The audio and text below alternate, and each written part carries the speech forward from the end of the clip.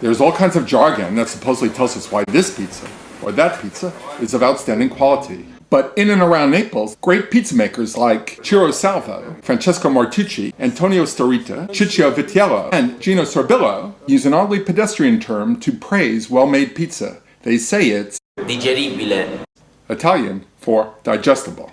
L'elemento fondamentale per poter definire e sentirsi questa pizza e, e promuoverla come pizza buona è proprio la digeribilità. When a pizza is not highly digestible, it's often due to a dough that's made with too much yeast or too little fermentation time. Quello che non ti fanno digerire sono i lieviti che ci mettono.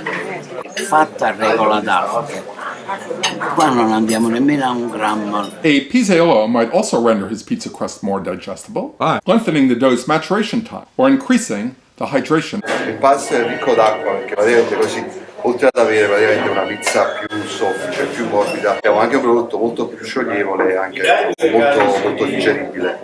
Ogni pizzaiolo ha il suo modo di interpretare la farina. C'è sempre questa cosa. Leggerezza è sinonimo di pizza di qualità.